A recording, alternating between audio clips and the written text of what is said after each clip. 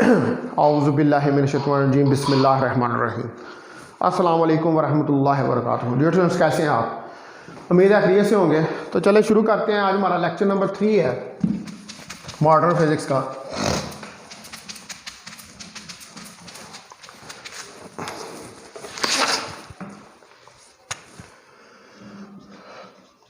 Lecture number 3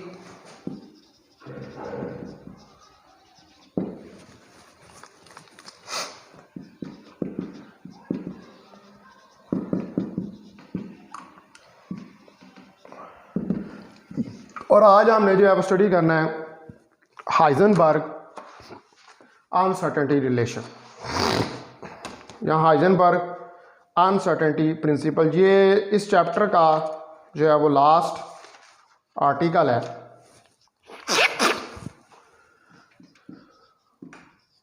Heisenberg uncertainty principal.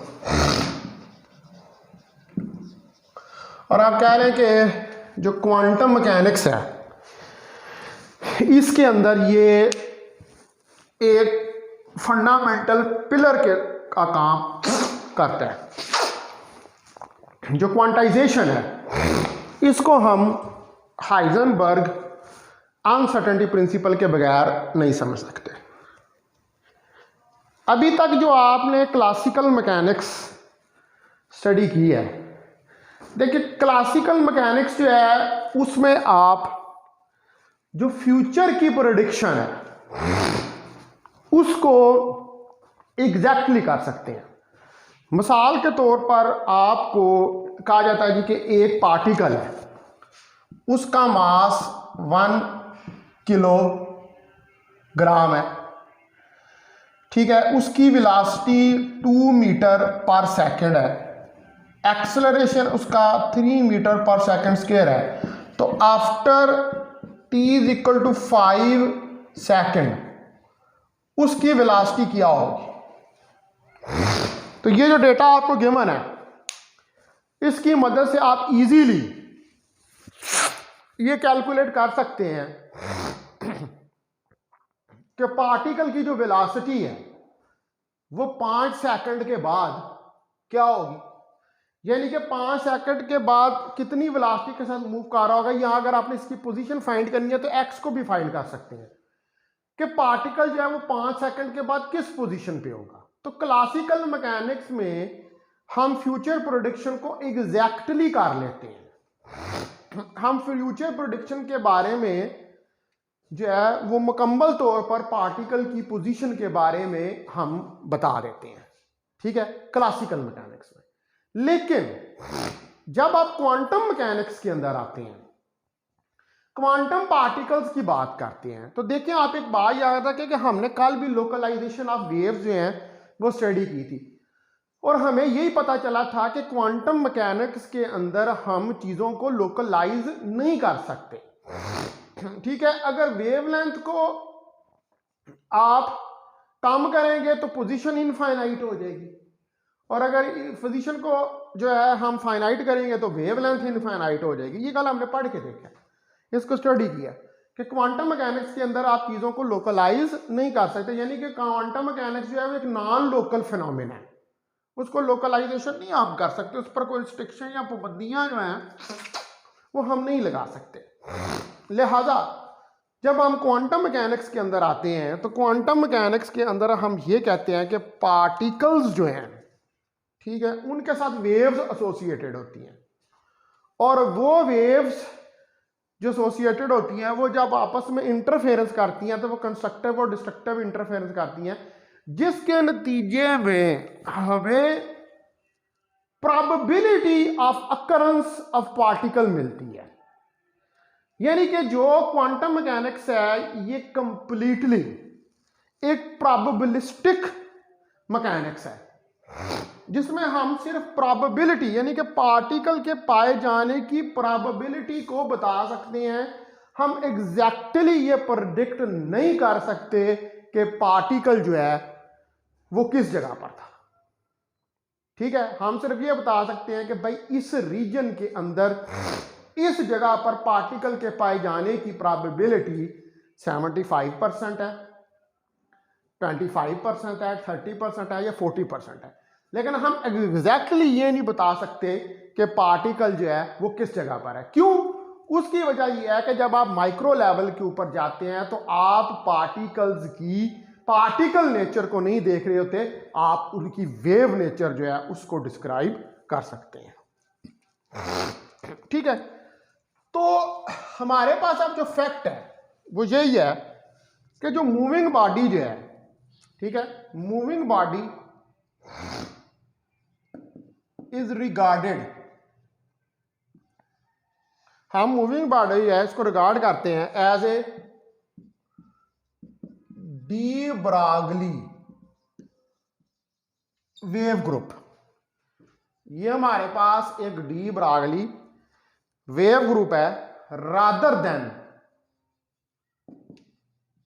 ए localised entity.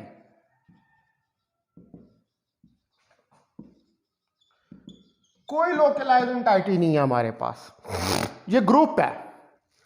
तो ये हमें ये कहता है कि इसकी वजह से there are limits to accuracy with which we can measure particles properties is position and momentum। ठीक है, चूंकि ये एक लोकलाइज एंटाइटी नहीं है तो हमारे पास जो प्रॉपर्टीज है पार्टिकल की, अब प्रॉपर्टीज कौन सी है पार्टिकल की? Properties of particle, position and momentum, ये हमारे पास प्रॉपर्टीज है पार्टिकल की, पोजीशन और मोमेंटम। तो चूंकि ये लोकलाइज एंटाइटी नहीं है, ये नॉन लोकल फिनोमेना है, तो हम ये जो पोजीशन और मोमेंटम है इसके बारे में जो हमारी मेजरमेंट है या प्रेडिक्शन है वो एग्जैक्ट नहीं हो सकती। तो इसका मतलब है कि हम नहीं मेजर कर सकते simultaneously both position and momentum of particles, यानी कि पोजीशन और momentum of particles can not be measured, micro particles, position and momentum, ये जो प्रॉपर्टीज हैं, पोजीशन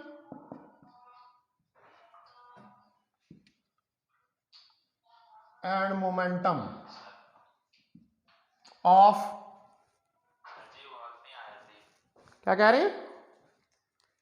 आवाज नहीं आ रही? क्लियर नहीं नजर आ रहा जी सर, कट कट के आवाज नहीं आती और बोर्ड भी क्लियर नहीं नजर आ रहा। एक मिनट ठहरो जरा, मुझे फिर ना ठहरो, शायद नेट ना स्लो चल रहा हो, 1 मिनट है।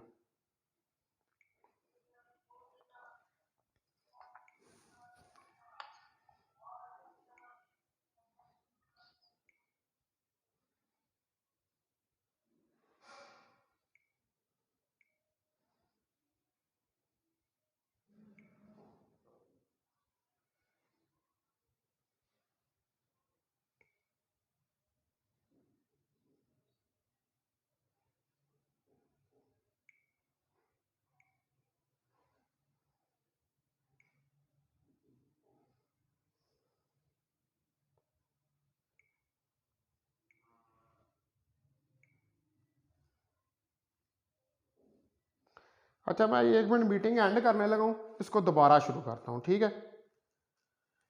जी सर। हाँ, 1 मिनट मीटिंग एंड करने लगा, इसको दोबारा शुरू कर।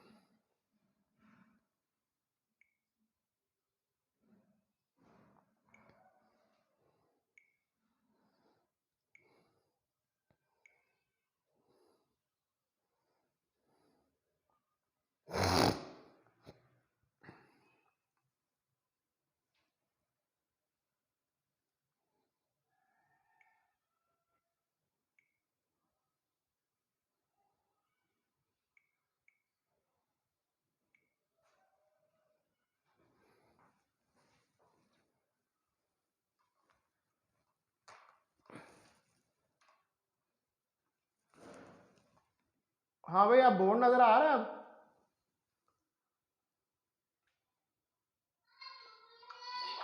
अब आवाज़ ठीक हुई है? आ रहे सर। आवाज़ ठीक हुई है? जी सर ठीक है आपने। हाँ, वो नेट का मसला हो रहा था। ठीक है, बोर्ड भी क्लियर है अब? जी सर। ओके। अच्छा, तो हम बात कर रहे थे हाइजेनबर्ग अनसर्टेनिटी प्रिंसिपल की। तो देखें आपके जो पोजीशन और मोमेंटम है ऑफ माइक्रो पार्टिकल्स,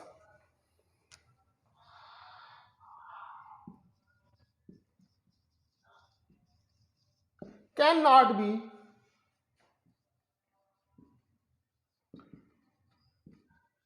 कैलकुलेटेड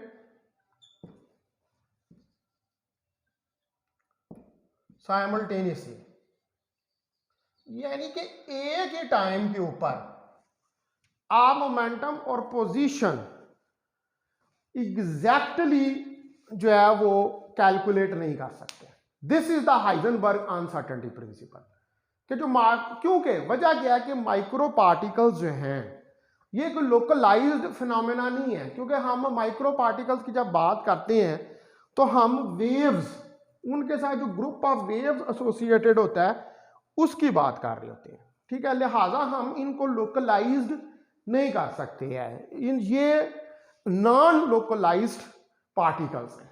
ठीक है, तो इस पर हाइजेनबर्ग को 1927 के अंदर जब उसने ये दिया तो 1927 में हाइजेनबर्ग को नोबेल प्राइज मिला, क्योंकि ये एक फाउंडेशन थी इस बात की कि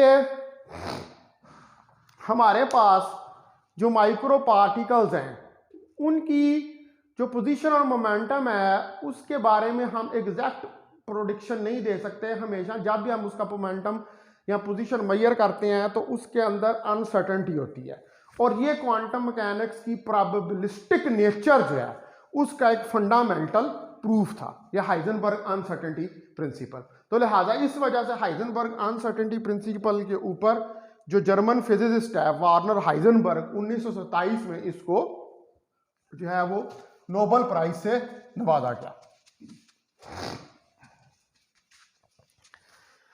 अच्छा, अब इसकी आप अगर स्टेटमेंट देखें तो जो प्रोडक्ट है अनसर्टेनिटी की डेल्टा एक्स किसी बॉडी की किसी इंस्टेंट के ऊपर और uncertainty in momentum delta p x यानी कि एक्स डायरेक्शन के अंदर, ये किसी इंस्टेंट पे इक्वल है या ग्रेटर देन होती है प्लांक कांस्टेंट से। ये जो अब अनसर्टेनिटी प्रिंसिपल है इसको मुख्तलिफ तरीकों से ड्राइव किया गया। ठीक है, इसको मुख्तलिफ तरीके जो थे उनसे ड्राइव किया गया, और नील बोहर जो है इसने इस आइडियलाइज एक्सपेरिमेंट के जरिए इसको सजेस्ट भी किया, यानी कि एक्सपेरिमेंट के जरिए भी इसकी जो है वो प्रूफ वो उसने दिया।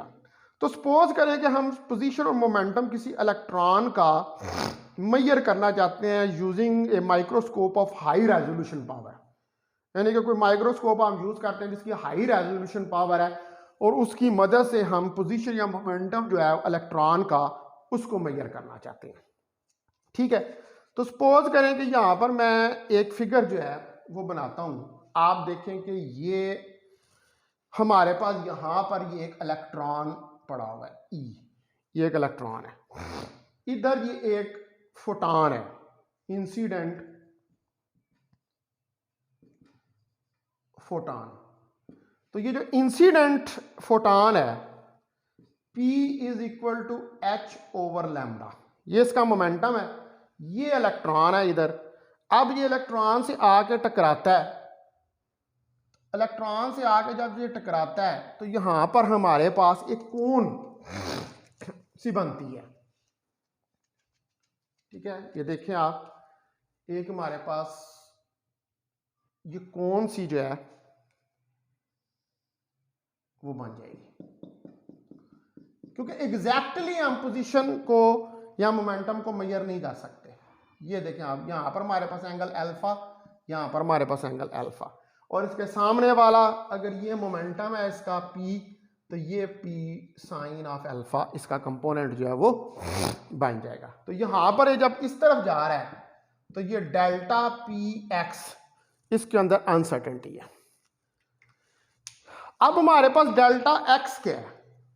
डेल्टा X जो है ये रिप्रेजेंट कर रहा है दो पॉइंट्स के दरमियान में डिस्टेंस, ठीक है, और वो दो पॉइंट्स के दरमियान में डिस्टेंस क्या होगा? वेव की सूरत में दो पॉइंट्स के दरमियान में जो डिस्टेंस होता है वो वेव लेंथ लैम्डा होती है, यानी कि वो वेव लेंथ ऑफ लैम्डा या वो लाइट या वो फोटॉन जो आपने यूज किया है। तो देखिए ये डेल्टा एक्स जो इसकी हमारे पास अनसर्टेनिटी है, ठीक है, ये 1/sin ऑफ अल्फा के बराबर है, ठीक है। अल्फा एक सेमी वर्टिकल एंगल है कोन का फ्रॉम द इल्यूमिनेटेड ऑब्जेक्ट, यानी कि ये ऑब्जेक्ट यहां पर पड़ा हुआ है, आप देखें ये ऑब्जेक्ट है, ये ऑब्जेक्ट क्या इलेक्ट्रॉन है, ये इलेक्ट्रॉन जो है इसके ऊपर जब लाइट आके फॉल हुई तो लाइट ने फॉल होने के बाद एक इमेज जो है वो क्रिएट कर दिया, ठीक है।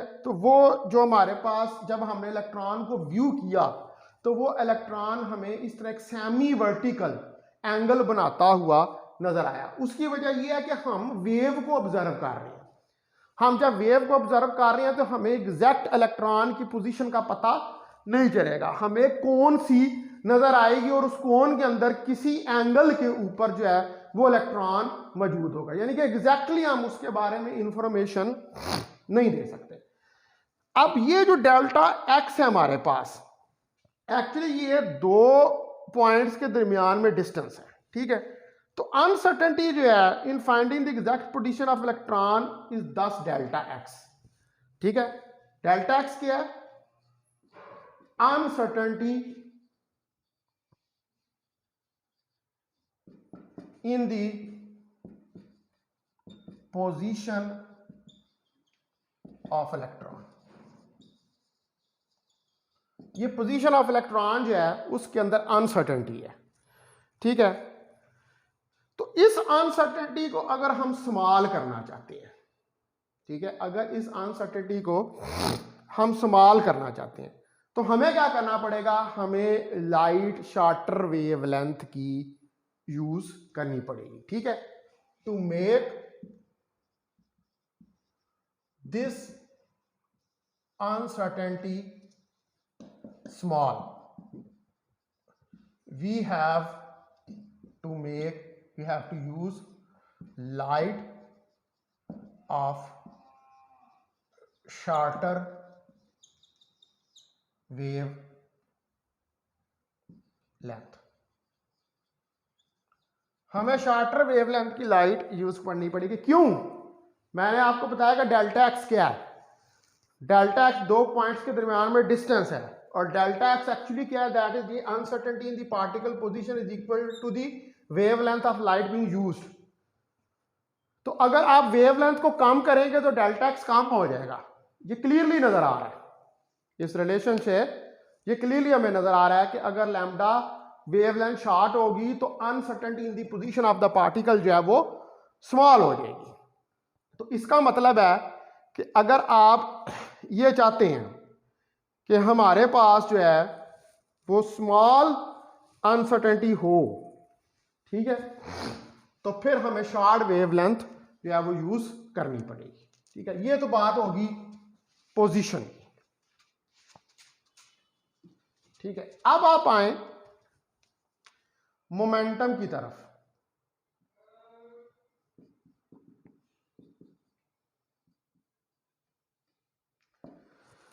तो जो मिनिमम अमाउंट ऑफ लाइट हमें रिक्वायर्ड है इल्यूमिनेट करने के लिए किसी इलेक्ट्रॉन को, वो क्या है? वो एक सिंगल एनर्जी का फोटॉन हमें चाहिए, HF। इस एनर्जी का फोटॉन चाहिए जिसका मोमेंटम h/λ होगा, और ये इस इलेक्ट्रॉन को इल्यूमिनेट कर देगा।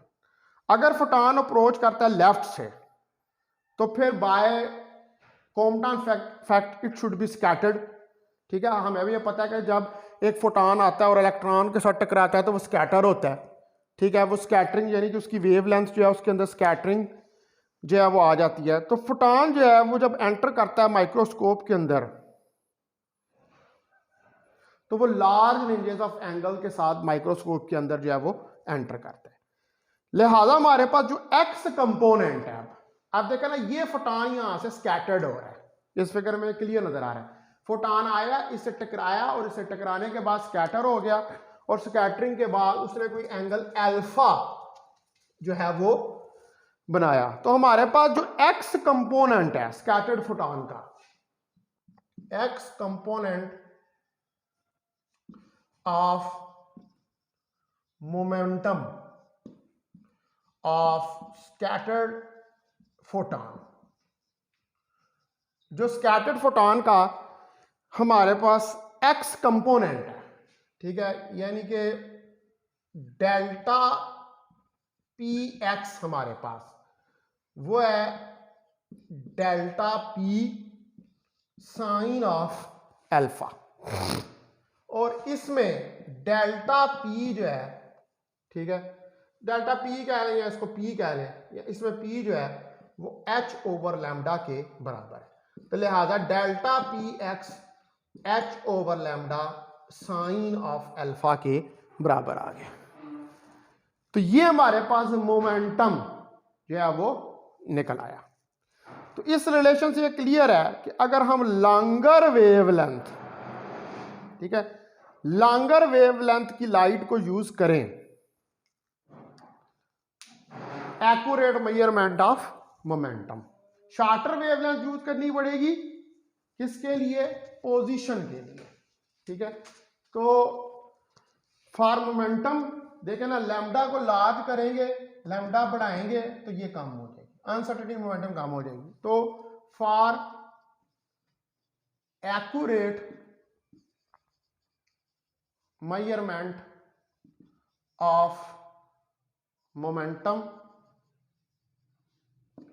we need a light of longer wavelength। तो हमें लॉन्गर वेवलेंथ की लाइट जो है वो चाहिए, ठीक है। तो अब आप देखें कि हमारे पास जो रिलेशंस थे, पहला रिलेशन था हमारे पास delta x 1 over sine alpha, और हमने कहा कि डेल्टा एक्स जो है वो लैम्डा के बराबर है, तो लिहाजा delta x lambda over sine alpha के बराबर है। और दूसरा रिलेशन हमारे पास डेल्टा पी एक्स, इसको इक्वेशन 1 कह लें, इसको इक्वेशन 2 कह लें। तो प्रोडक्ट ले लें, delta x delta p x is equal to lambda over sine alpha h over lambda sine alpha. तो देखें साइन अल्फा साइन अल्फा से कट गया, लैम्डा लैम्डा से कट गया, तो delta x delta p x is equal to h. तो यही जो है इसी को हम कहते हैं Heisenberg uncertainty principle, delta x delta p x greater than equal to h. ठीक है डियर स्टूडेंट्स, तो ये हमने एक्स डायरेक्शन के अंदर इसको निकालना है। तो आप इसको जो है वो वाई डायरेक्शन और जेड डायरेक्शन में भी कैलकुलेट कर सकते हैं, ठीक है। वो यही वाला फार्मूला जो है वो आपके पास क्या बन जाएगा, अगर वाई डायरेक्शन है तो delta y delta p y greater than equal to h, और अगर जेड है तो delta z delta p z greater than equal to h. अब ये जो अनसर्टेनिटी प्रिंसिपल की फॉर्म है ये पोजीशन और मोमेंटम की फॉर्म में है, और यहां से आप ये बात क्लियरली देख सकते हैं कि एक टाइम के ऊपर हम साइमल्टेनियसली किसी पार्टिकल का मोमेंटम और पोजीशन को मेजर नहीं कर सकते। हम एक टाइम पर एक पार्टिकल के अंदर जो अनसर्टेनिटी है उसकी पोजीशन और मोमेंटम में वही बता सकते हैं। साइमल्टेनियसली जो है हम दोनों चीजें नहीं बता सकते, क्योंकि क्वांटम मैकेनिक्स के अंदर पार्टिकल्स जो हैं इनकी प्रोबेबिलिस्टिक नेचर होती है, और पार्टिकल्स जो होते हैं उनको हम एज ए वेव के तौर पर ले रहे होते हैं, क्योंकि क्वांटम मैकेनिक्स जो है ये एक्चुअली क्या है, ये that is a wave mechanics, ये एक वेव मैकेनिक्स है। ठीक है, अब इसकी देखते हैं दूसरी फॉर्म अनसर्टेनिटी। ये तो पोजीशन और मोमेंटम फॉर्म थी। अब इसकी जो दूसरी फॉर्म है उस दूसरी फॉर्म को हम कहते हैं एनर्जी टाइम फॉर्म, एनर्जी और टाइम की फॉर्म में। तो जो एनर्जी और टाइम में रिलेशन है वो क्या है, delta E delta t is equal to h. आप किसी पर्टिकुलर टाइम के ऊपर किसी पार्टिकल की एग्जैक्ट एनर्जी के बारे में इंफॉर्मेशन नहीं दे सकते, ठीक है। फिर वही बात, प्रोबेबिलिस्टिक नेचर। हम किसी पार्टिकल की, किसी क्वांटम मैकेनिकल पार्टिकल की एग्जैक्ट एनर्जी के बारे में इंफॉर्मेशन नहीं दे सकते, और ये रिलेशन इसी बात को डिस्क्राइब कर रहा है। तो अब आप देखें कि हम इसका प्रूफ देखते हैं। देखें कि हमें पता है कि एनर्जी फोटॉन की एच एफ के बराबर होती है। अगर मैं कहूँ कि एनर्जी में अनसर्टेनिटी एच डेल्टा एफ के बराबर है, तो डेल्टा एफ हमें पता है कि 1 ओवर डेल्टा टी के बराबर होती है। ये वैल्यू इसके अंदर पुट कर दें तो delta E H 1 over delta t, तो delta E delta t is equal to h. ये हमारे पास, इसको हम कहते हैं एनर्जी टाइम अनसर्टेनिटी रिलेशन। तो यहां पर आप ये देख सकते हैं कि जो एच है ये एक बहुत स्मॉल क्वांटिटी है। ये जो एच प्लांक कांस्टेंट है ये एक बहुत स्मॉल क्वांटिटी है। तो in the case of large objects, तो जब हम लार्ज ऑब्जेक्ट्स की बात करते हैं जैसे मैक्रो पार्टिकल्स हैं डेली लाइफ के अंदर, तो लिमिटेशन जो है वो इम्पोज हो जाती हैं on measurements by uncertainty principle are negligible.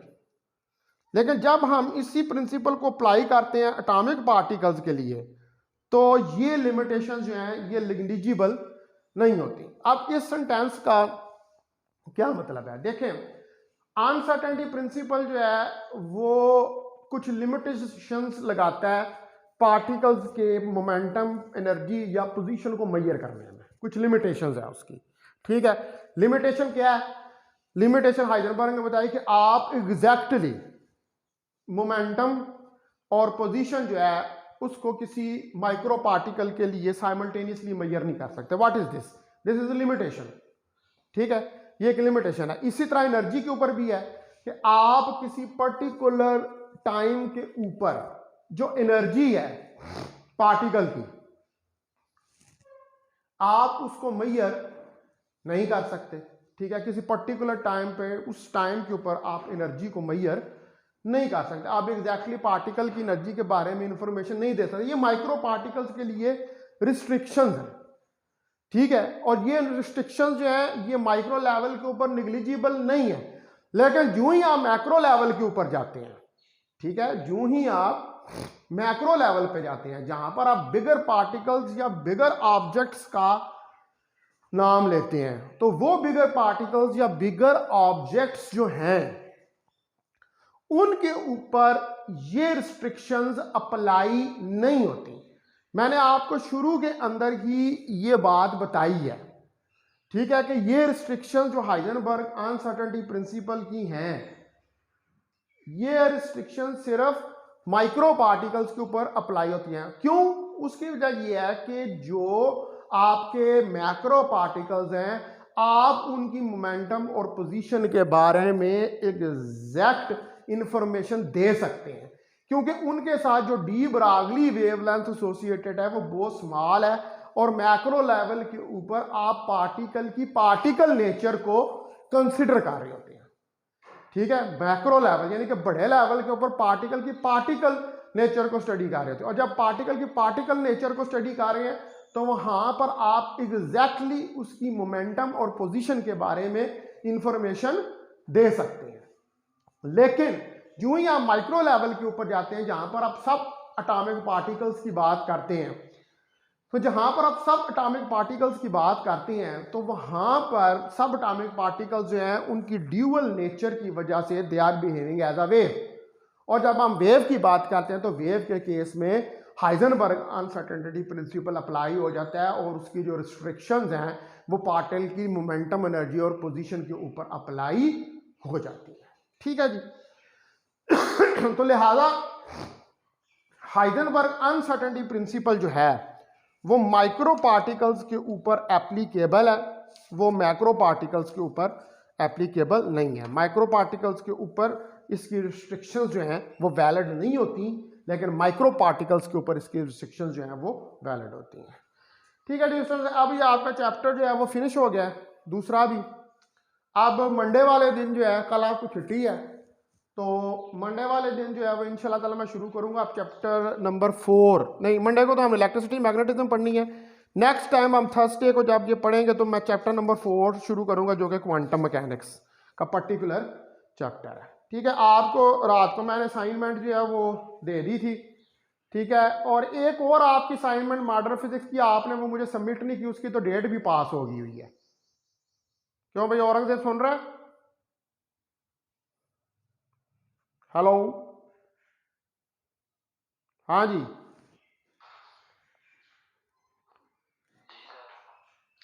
एक आपकी असाइनमेंट मॉडर्न फिजिक्स की थी, वो असाइनमेंट जो है उसकी डेट पास हो गई हुई है, वो आपने जमा नहीं कराई।